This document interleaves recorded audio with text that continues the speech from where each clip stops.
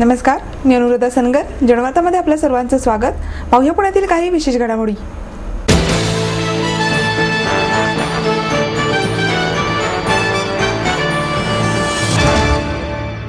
गणेश जयंतीनिमित्त दगडूशेठ मंदिरात गणपती दर्शनासाठी हजारो भाविकांनी गर्दी केली. गणेश जन्म सोहळ्यानिमित्त दगडूशेठ हलवाई मंदिरात पहाटे 4 ते 6 या वेळेत ज्येष्ठ गायक रघुनंदन पणशीकर यांचा स्वराभिषेक कार्यक्रम आयोजित करण्यात आला होता.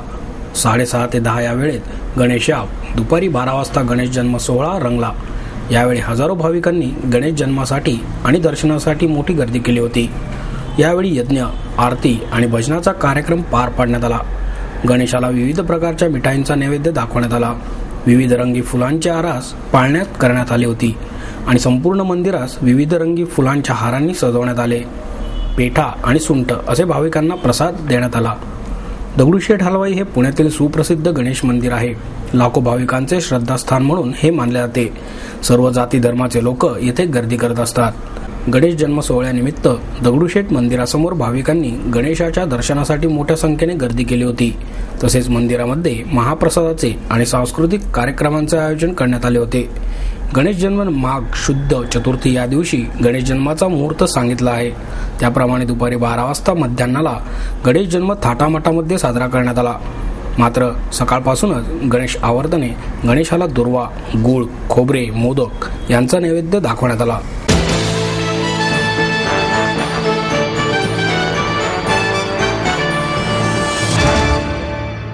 ग्रंथालयाच्या समारंभात समीरन वाळवेकर लिखित चॅनल 4 लाईव्ह या कादंबरीचे प्रकाशन राज ठाकरे यांच्या हस्ते करण्यात आले.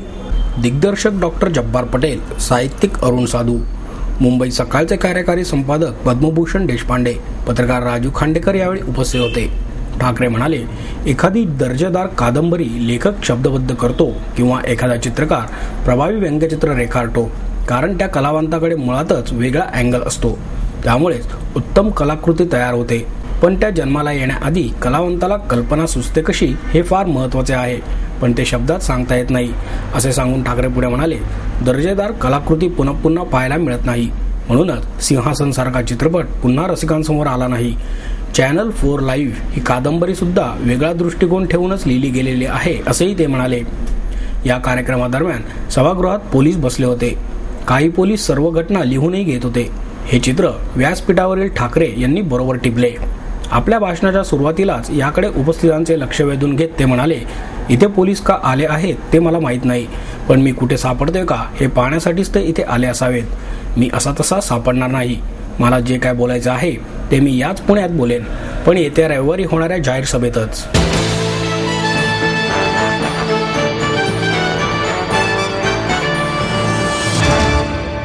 माहेर सोडून सासरी आले.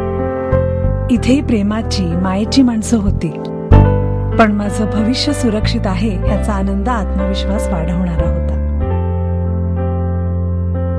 समृद्ध जीवन multistate multipurpose cooperative society limited. गुंतवणूक भावनांची, आनंद लक्षावधीचा. समृद्ध जीवन multistate multipurpose cooperative society limited.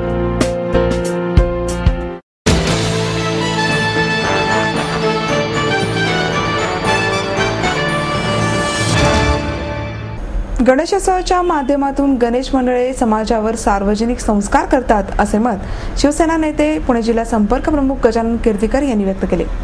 शिवसेनेच्या वतीने घेण्यात आलेल्या गणेशोत्सव सजावट स्पर्धेचे पारितोषिक वितरण कीर्तीकर यांच्या हस्ते झाले. शिवसेना शहर प्रमुख श्याम देशपांडे, श्रीमंत दगडूशेठ हलवाई गणपती ट्रस्टचे अध्यक्ष अशोक गोडसे, शिल्पकार विवेक खटावकर, उपशहर प्रमुख बाळा ओसवाल, माजी उपशहर प्रमुख राजेंद्र शिंदे, गटनेते अशोक हरणावळ, माजी विभाग प्रमुख संतोष भुतकर आदी यावेळी उपस्थित होते. कीर्तिकर म्हणाले, पुण्याचा गणेशोत्सव हा महाराष्ट्राची शान आहे, तर श्रीमंत दगडूशेठ हलवाई गणपती म्हणजे गणेशोत्सवाचे नाक आहे. गणेशोत्सवामध्ये कार्यकर्त्यांमधील जोश, भक्ती आणि तळमळ दिसून येते. या कार्यकर्त्यांच्या पाठीवर शाबासकीची थाप टाकणे हे आपले कर्तव्य आहे. त्यामुळे शिवसेनेच्या वतीने दरवर्षी या गणेशोत्सव सजावट स्पर्धेचे आयोजन करण्यात येत आहे, असेही त्यांनी नमूद केले.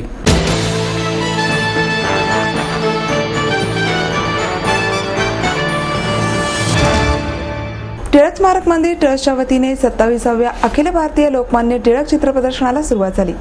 चित्रकार GS कुलकर्णी यांच्या हस्ते या प्रदर्शनाचे उद्घाटन करण्यात आले।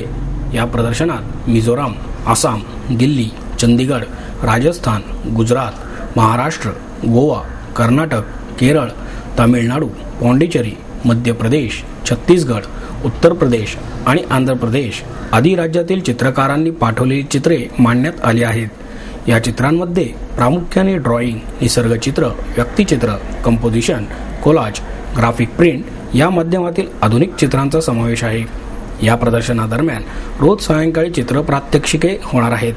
10 फेब्रुवारीपर्यंत सकाळी 10:30 ते 12:30 आणि संध्याकाळी 5 ते 8 पर्यंत हे प्रदर्शन सुरू राहणार आहे।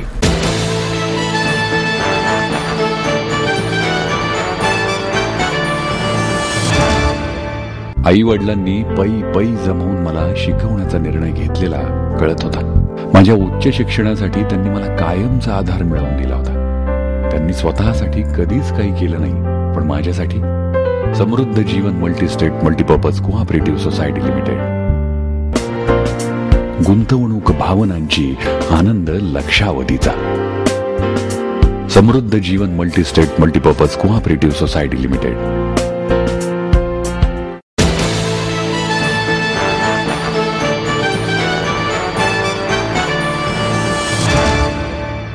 भविष्यात यापुढे श्रीकाव्य स्वतंत्र काव्य संप्रदाय निर्माण करेल असा आशावाद ज्येष्ठ साहित्यिक व माजी संमेलनाध्यक्ष डॉक्टर द.बी. कुलकर्णी यांनी व्यक्त केला।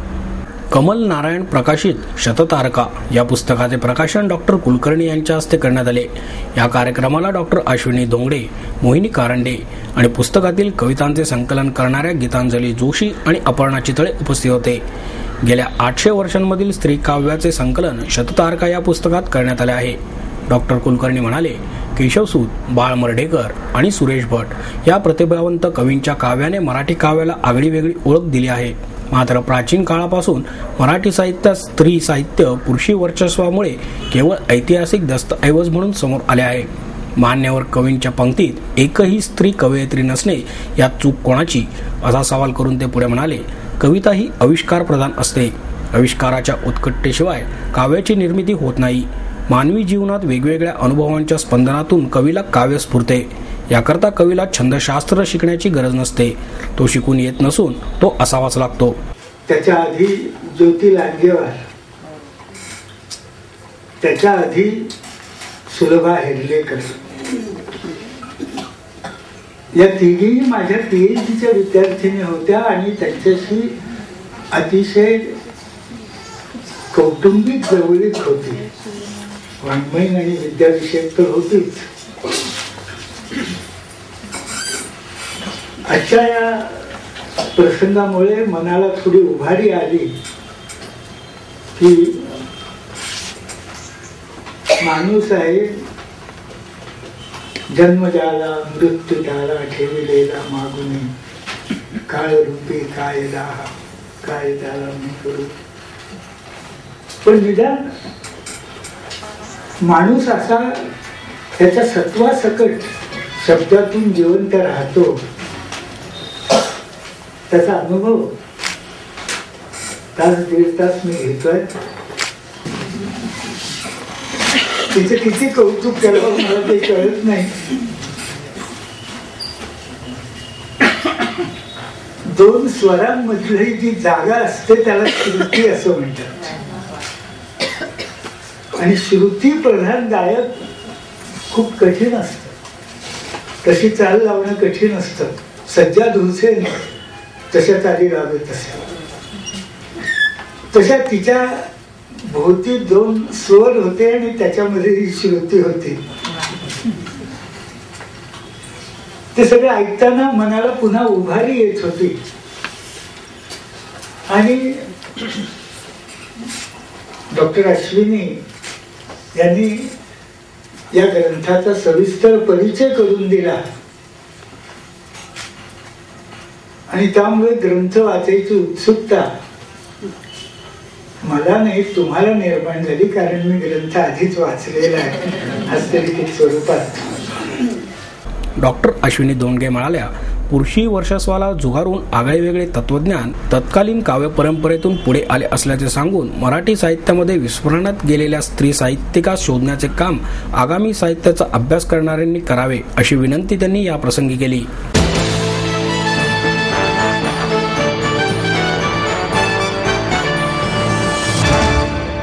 आपको देता है एडमिशन के साथ अपॉइंटमेंट लेटर भी. B civil, computers, electronics, electronic and telecommunications, IT and mechanical.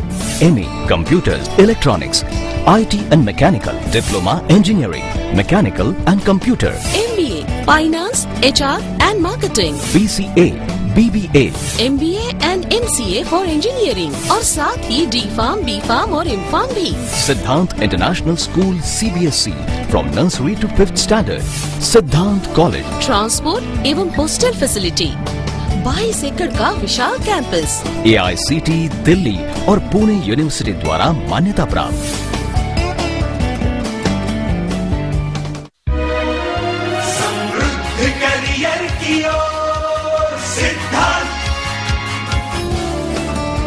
सिद्धांत कॉलेज, सुदुमरे, पुणे. एडमिशन के लिए आज ही कॉल करें या लॉग ऑन करें.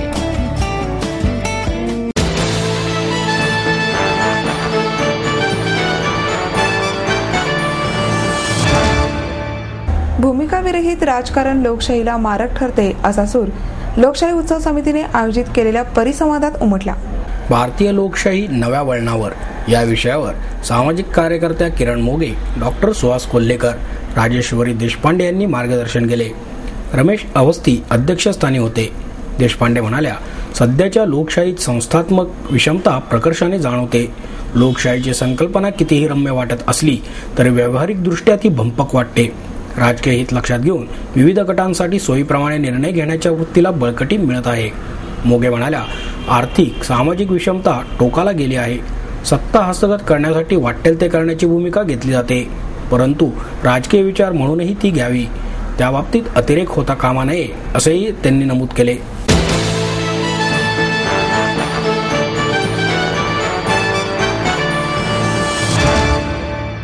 दाट कट्ट्याच्या वतीने दर्पण आर्ट गॅलरीमध्ये नॅशनल आर्ट एक्झिबिशन भरवण्यात आले आहे. कालयोगी पंडित सुरेश तळवळकर यांच्या हस्ते या प्रदर्शनाचे उद्घाटन करण्यात आले. द आर्ट कट्टाच्या प्रथम वर्धापन दिनानिमित्त हे प्रदर्शन भरवण्यात आले आहे. या प्रदर्शनात विविध प्रकारच्या कलाकृती मांडण्यात आल्या आहेत. पुणे, मुंबई, कलकत्ता, रत्नागिरी, दिल्ली, सुरत, अहमदनगर, विशाखापट्टणम, गोवा, कोल्हापूर, पाटणा आणि हैदराबाद या ठिकाणच्या कलाकारांच्या 40 कलाकृती या प्रदर्शनात मांडण्यात आल्या आहेत. त्यामुळे देशभरातील इतक्या वैविध्यपूर्ण कलाकृती पाहण्याची संधी पुणेकरांना मिळणार आहे. हे प्रदर्शन येत्या 4 फेब्रुवारी पर्यंत सकाळी 10 ते 7 वाजेपर्यंत खुले राहणार आहे.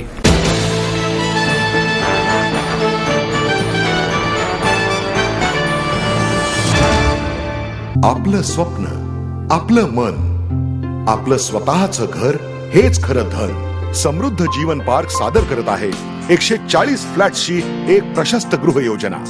कात्रज कोंढवा रोडवर बिबवेवाडीपासून फक्त 2 किलोमीटर अंतरावर आपल्या आर्थिक गणितात बसणारे 1 व 2 BHK फ्लॅट्स. तब्बल 3 मजली पार्किंग सह ऐस गार्डन, क्लब हाऊस आणि इतर सुविधांनी सुसज्ज. बुकिंग साठी संपर्क 9850937373 9850947373. समृद्ध जीवन, नांदी सौभाग्याची, सुरुवात प्रगतीची.